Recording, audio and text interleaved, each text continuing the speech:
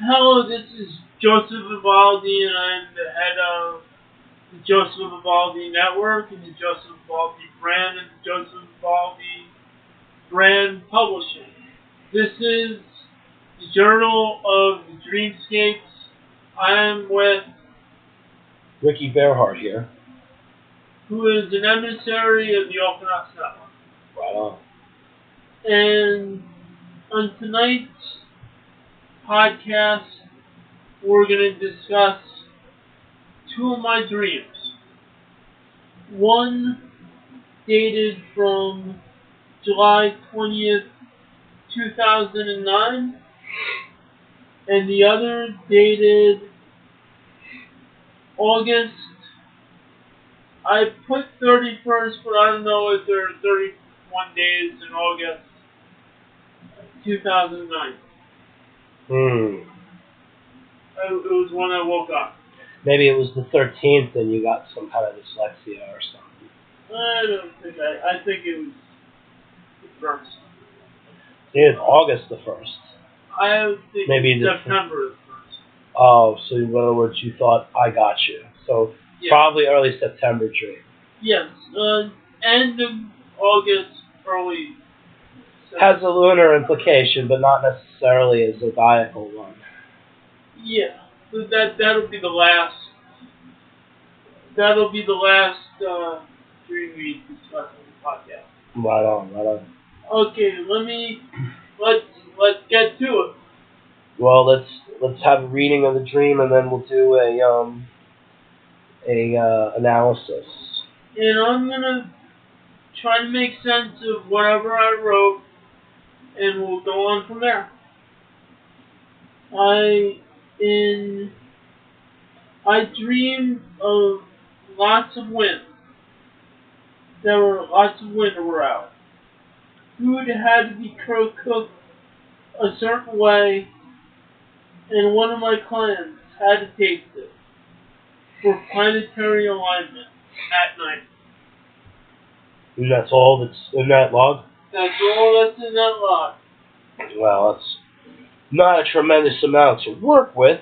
Now, part of dream interpretation is to consult, elemental imagery, which is similar to poetry. But there are dream interpretation books. Now, I don't know how these people derive from this. I would imagine canvassing people's dreams or something. I don't know. Maybe something occult. In this particular instance, I'm consulting a book called 10,000 Dreams or What's in a Dream by Gustavus Hinman Miller.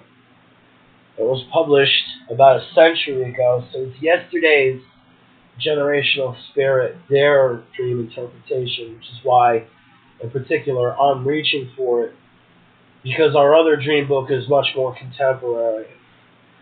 So it says here in Gustavus Hinman Miller's book, under the entry for wind, to dream of the wind blowing softly and sadly upon you signifies that great fortune will come to you through bereavement. If you hear the wind sighing, it denotes that you will wander in estrangement from one whose life is empty without you. It's all heavy-duty wind stuff. To walk briskly against a brisk wind foretells that you will courageously resist temptation and pursue fortune with a determination not easily put aside. For the wind to blow you along against your wishes portends failure in a business undertaking and disappointments in love. If the wind blows you in the direction you wish to go, you will find unexpected and helpful allies, or that you have natural advantages over a rival or competitor. So all of that stuff has to do with business or love. I have something to add to it. Well, let's hope so. Out of your book? Out of my book, and I'm reading from A Pocket Guide to Dreams from Philip Huggins and Douglas Huggins. Now that's published much more recently. It's much more recently, yes. So this is the contemporary generational spirit dream analysis, whereas mine was from yesteryear. I don't have anything on planetary alignment. Well, that's the thing I didn't even look into. But However, what about wind? However, I could read this word for word. They say, dreaming of stars usually represents the sleeper's wish to control their fate. A single star appearing brighter than others represents a particular auspicious development in the near future for the slumbering dreamer. That's very interesting. It adds to what is going on because it adds to what you were saying with the winds. Yes. And right now, Ricky is looking up for planetary alignment. Yes. Yeah, so Joe had a good idea. He didn't find anything for planetary alignment, but he did find for stars. So I went back into the Miller book, and under the assignment for stars, it says, to dream of looking upon clear shining stars foretells good health and prosperity. They are dull or red, there is trouble and misfortune ahead. To see a shooting or falling star denotes sadness and grief. To see stars appearing and vanishing mysteriously, there will be some strange changes and happenings in the near future.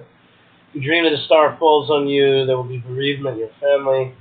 To see them rolling around on the earth is a sign of formidable danger and trying times. Wow. Could you imagine seeing such a vision? In what sort of context? But it doesn't say anything about planetary alignment. Were you into like the zodiac back then? I was heavily into the zodiac. So I'm gonna read the zodiac entry, if that's okay. That is fun. Because it's a very short entry, but we're getting a few hits as far as the analytic is concerned. So this is in the Miller book under the zodiac entry. To dream of the zodiac, which again we're interpolating out of the planetary alignment portion. To dream of the zodiac is a prognostication of unparalleled rise in material worth. It also indicates alloyed peace and happiness. See it appearing weird denotes that some untoward grief is hovering over you. It will take strenuous efforts to dispel it. To study the zodiac in your dreams denotes that you will gain distinction and favor by your intercourse with strangers. If you approach it, or it approaches you, foretells that you will succeed in your speculations. To the wonderment of others, beyond your wildest imaginations. To draw a map of it signifies future gains. So, nothing specific in your entry of the zodiacal, but planetary alignment, it kind of infers that it's like a subtext to what your unconscious must be talking about, right? But, yes, however, Yes. it also mentions a key ingredient in the story. It says food has to be cooked a certain way in order for this planetary alignment to happen. Yes. And we should denote about cooking and food involved. Have you found an entry in your book about that? I haven't found an entry, but I found something on food. All right. And like, let me see. In what I read, I didn't get anything on cooking, but I got something on food. It said, specific foods have their own dream symbolism, and even the preparation, presentation, and way we eat our food all invite interpretation. To host, to dream of hosting a dinner party implies harmony and friendship, while picnics foretell guilty pleasures and that's surreptitious enjoyment. And I think it was like him hosting a dinner. In Gustavus Miller's book, it says, In this book. well, what's your books? Read that title A Pocket Guide to Dreams. by. Philip Cluckins and Douglas Cluckins. So in the Miller book that I'm reading, interpreting out of under the entry of cooking, it says to cook a meal denotes some pleasant duty will devolve on you. Many friends will visit you in the near future. If there is discord or lack of cheerfulness, you may expect harassing and disappointing events to follow. So all these things, how does that speak to your life at that point? A lot of Like, what do you feel that all these things mean? That's the question. a lot of things did come disastrous afterwards, not necessarily right away, but a few years later. Well, then that's what it was. The unconscious was preparing you for something. Yes. And at that point, let's do short pause. So I'm Ricky Bearhart here from the Open Us Network, visiting on the Joseph Evaldi Network. This is Journal of the Dreamscapes, where we read out of dream and meditation journals and run them through several filters of interpretation and analysis. And you get some interesting ideas about what people think of dreams as much as what can be thought of dreams.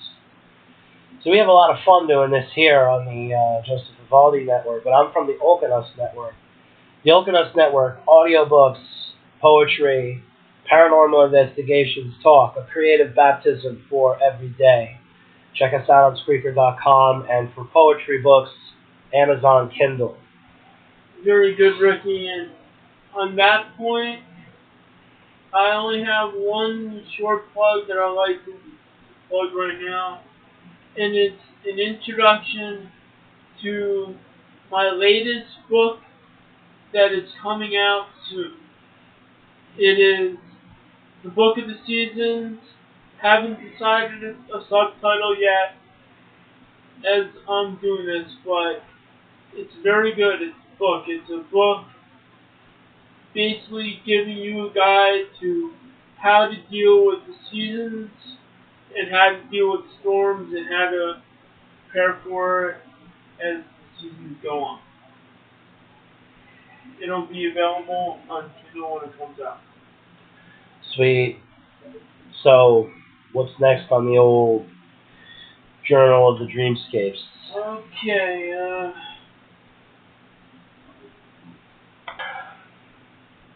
Okay, we are at the podcast, and as Joseph Evaldi, I am going to discuss next stream, and this was at the end of August, beginning of September.